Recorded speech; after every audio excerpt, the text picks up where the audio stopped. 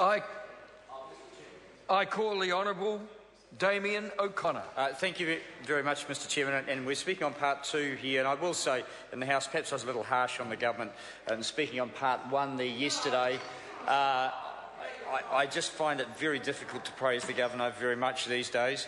Mr Speaker, part two does deal with the conservation parts of the Crown Minerals Bill, and can I go back and make reference, because in part one there was, of course, the ability now to include in the permitting provisions requirements around health and safety, and indeed we have hopefully, through the lessons of Pike River, learned that we must include protection for human values, for human lives, for health and safety up front in the permitting regime and the mining oversight regime from the department, the new super department, Mr Speaker.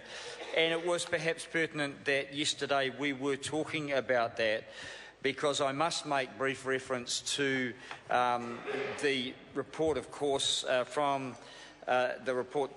It's an independent report, of course, we're told, to the Chief Executive of Mobi, the new department, Mr Speaker.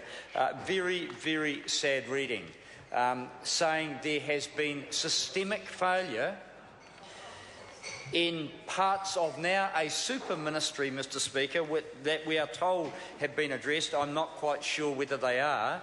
The point being that if those systemic problems have not been addressed, then we are further exacerbating the problem through the super ministry and oversight with the passage of this Crown Minerals Bill, Mr Speaker.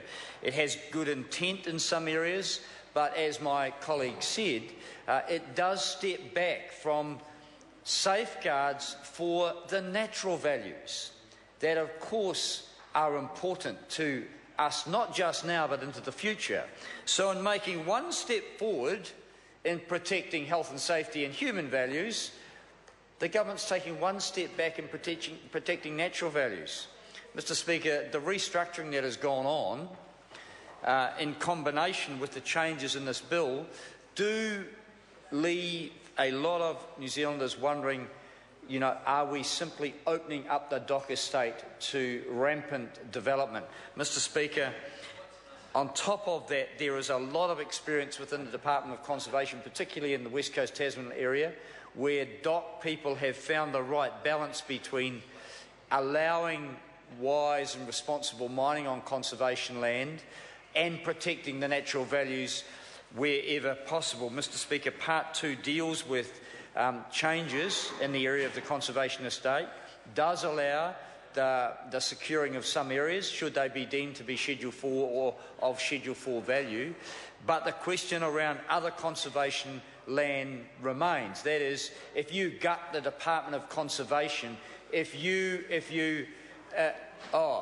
see. Remove the capacity. I'm not allowed to use the word gut, Mr Speaker, Mr Chairman.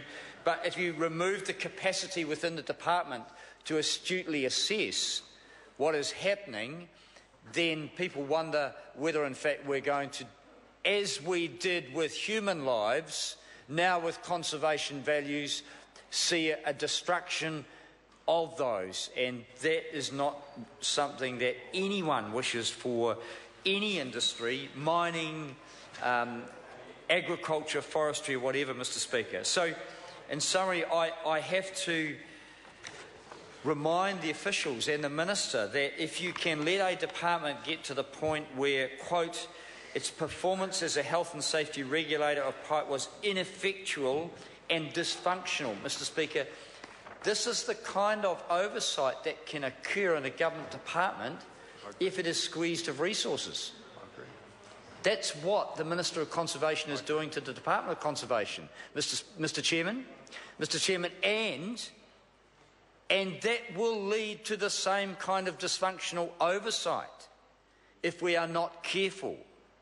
So, in part one of the bill, the government has made some progress off the back of a terrible tragedy to implement some health and safety measures some requirements in the permitting regime for mining, some requirements in the ongoing oversight, and that we welcome. And in part two, Mr Chairman, The Honourable Damien O'Connor. Mr Chairman, in part two, rather than learning from the lessons of tragedies like Cave Creek, tragedies like Pike River, we are making changes around the area of mining and conservation, and I hope we're not setting the department up for a big failure. Because while the Minister shakes his head, his colleague, the Honourable Dr Nick Smith, is not gutting, almost exterminating, certainly removing from front line responsibility across the Department of Conservation, removing capability, removing experience, destroying the livelihoods of people who have committed to conservation and the Department of Conservation all their working lives. And they have been told that they're down the road because they're no longer needed. This at a time when the Minister claims we're going to boost the capability of mining, we're going to allow them to work in the area of conservation land, and that is something I acknowledge we should do. But we need to uphold the ability of the department to negotiate in a way that ensures the strictest of guidelines and protections for the water, for the soil, for the natural values, for all the protected species on the Department of Conservation land, Mr Chairman. So this bill comes at a crucial time, a time when we should be learning from the lessons of the past.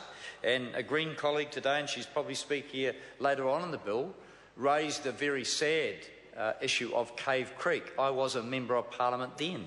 I dealt with the Minister of Conservation at that stage. He walked because he acknowledged that they had squeezed the department, just as the current Minister is doing now, squeezed the department to a point where the passion and the commitment for conservation by the individuals on the ground meant they got out and did work themselves, work that was proven not to be up to standard, unfortunately, in the issue of Cave Creek. But that same passion, the same squeeze on resources, the squeeze on resources that is referred to in the Department of Labour report.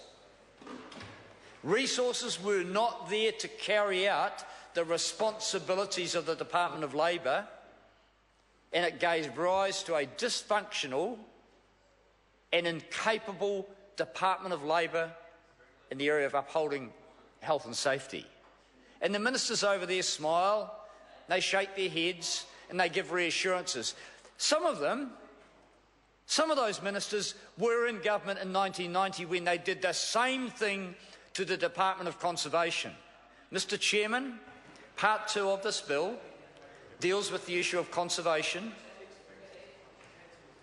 Unfortunately, it doesn't deal with the issue of resources for conservation management, because this very day, people up and down this country are out marching, protesting to try and protect and uphold conservation values. And as an MP from an area of huge and spectacular conservation estate and resources, I want good people to protect and look after that area. I also want mining, and I want safe mining.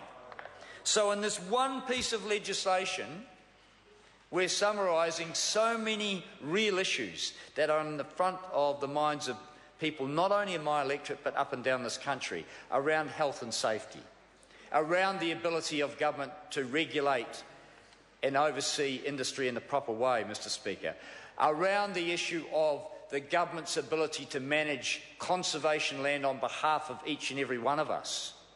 We want that land to be there for our children and our grandchildren, Mr Speaker. We want jobs, and mining is part of that economic mix, but it must not be at the expense of New Zealanders' lives, and it must not be at the expense of the desecration of our environment or conservation land, Mr Chairman. This bill raises more questions then it provides answers, Mr Chairman. And I want assurances from that Minister that resources will go back into the Department of Conservation to properly negotiate in the areas of responsibility that are laid down in this bill. I call the Honourable Ruth Dice.